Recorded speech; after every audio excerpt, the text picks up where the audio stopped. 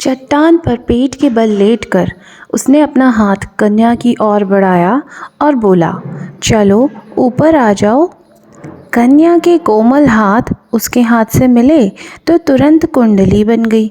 ये समझ नहीं आ रहा था कि किसने किसका हाथ थाम रखा है। ऊर्वा ने कन्या को ऊपर खींचने के लिए बल लगाया। कन्या पानी से तनिक भी ऊपर नहीं उठी, उल्टे वो नीचे धंसने लगी। ऐसा लगा जैसे कन्या को कोई मगरमच्छ पानी में नीचे खींच कर ले जा रहा था। ऊर्वा के मस्तिष्क में एक रंगीन चलचित्र बन गया जिसमें वो नायक था, कन्या नायिका, और वह अपनी नायिका को भयानक जल राक्षसों से बचा रहा था। उसने पूरा बल लगा दिया। कन्या को बचाने के चक्कर में वो स्वयं चट्टान पर चमगादड़ की तरह उल्टा लटक गया। अब उसके लिए चट्टान पर वापस सुरक्षित सिमटना कठिन था।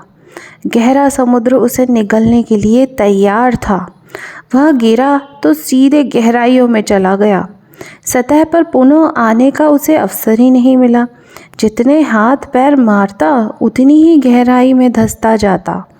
श्वास रोक कर रखना भी तो असंभव हो गया। जब उसने श्वास भरी तो ऐसे भरी कि घड़े जितना पानी सीधा उसके तन के भीतर घुस गया।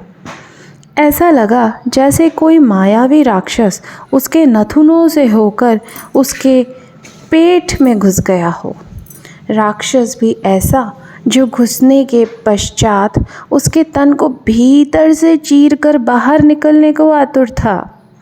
पता नहीं राक्षस निकल गया या भीतर ही मर गया। कुछ क्षण पश्चात सब कुछ अचानक सामान्य हो गया। वह अभी भी गहरे पानी में था, परंतु पानी हवा जैसा लग रहा था। वो मछली की तरह पानी में सहज अनुभव कर रहा था। ऐसा लग रहा था जैसे वो पानी में तैर नहीं रहा बल्कि हवा में उड़ रहा था। वो अकेला नहीं उड़ रहा था। उसकी पीठ पर एक कोमल हाथ था जो उसकी उड़ान की दिशा तय कर रहा था। वो हरी आंखों वाली कन्या उसके पीछे उड़ रही थी। वो कन्या का बंदी था। उसने जल कन्या की ओर प्रश्नात्मक दृष्टि डाली तो कन्या ने उसे रिक्त दृष्टि से देखा। इससे पहले कि वो निर्मल चेहरा उसे पुनः अपने मायाजाल में उलझाता, उसने देखा कि वह कन्या साधारण कन्या नहीं थी। वो एक जल कन्या थी। उसकी आधी देह मनुष्य और आधी देह मछली की थी। ऊर्वा को अब समझ में आ रहा था कि उसने स्वयं की देह के निचले भाग को अनुभव किया तो उसने पाया कि वह भी आधा मछली हो गया था। अब वह मानव नहीं, जल मानव था। उसके मस्तिष्क में पूरी पहेली का हल निकल गया था। जल कन्या ने उसे फंसाया था। नहीं, उसके मुख से अनायास ही नाटकीय भाव से शब्द निकले। आप मेरे साथ ऐसा नहीं कर सकती। जल कन्या के चेहरे पर कोई भाव नहीं आए।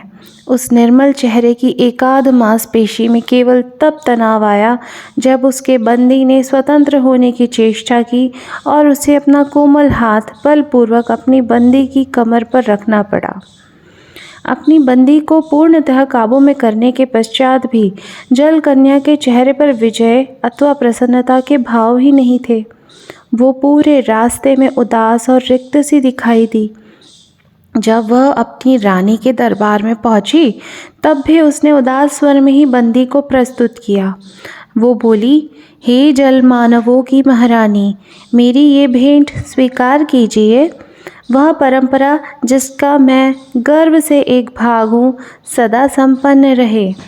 जल कन्या ने महारानी को प्रणाम किया और तैरते हुए बाहर के द्वार की ओर बढ़ी। इस बीच जल मानव बन चुका ऊर्वा उसे घूर कर देख रहा था। जब जल कन्या द्वार से बाहर निकलने ही वाली थी, ऊर्वा चिल्लाया, आप झूठी, कपटी और मक्कार हो। आपने मुझसे छल किया है। कुछ ही घंटों में ऊर्वा ने अपनी नई पहचान और नए जीवन को स्वीकार कर लिया। कम से कम वो जीवित तो था।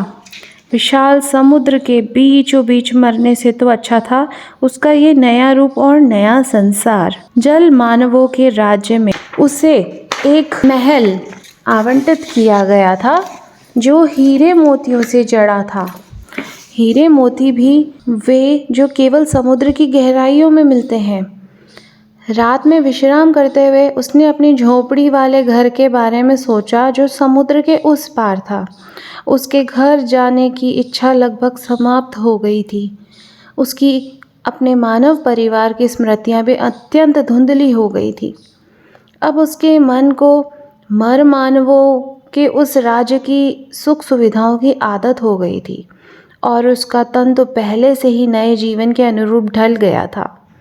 समुद्र की गहराइयों में भी उसे पानी नहीं दिखाई दे रहा था, क्योंकि उसके लिए पानी वैसा ही हो गया था जैसे मनुष्य के लिए हवा होती है। यदि उसका दार्शनिक मन सुख सुविधाओं में डूबकर कुंद नहीं हुआ होता तो वह अवश्य सोचता कि कैसे ठोस, द्रव और गैस के मायने तन बदलने के साथ बदल जाते हैं। जो जल मछली की देह के लिए वायु जैसा लगता है, वो जल मानव देह के लिए द्रव जैसा लगता है। हर प्रकार के सुख, सुंदरता और समृद्धि के होते हुए भी इस जगह में कुछ रिक्त और सूना सा था। कदाचित सुख की वस्तुएं वहां उपस्थित थी, पर सुख अनुपस्थित था। शायद उससे सुख इसलिए अनुभव नहीं हो रहा था क्योंकि वो उसका अधिकारी नहीं था। वो सुख उसने अर्जित नहीं किया था, बल्कि उस पर थोपा गया था। जल मानवों के रूप में उसका नया जीवन एक षड्यंत्र का परिणाम था। सुंदर जल कन्या ने उसको फंसाया था। उस जल कन्या के बारे में विचार आते ही वो अपने दांत पीसने लगता था। उनसे बदला लेने की शपथ वो दोहरा ही रहा था कि किसी ने बलपूर्वक उसके कमरे का द्वार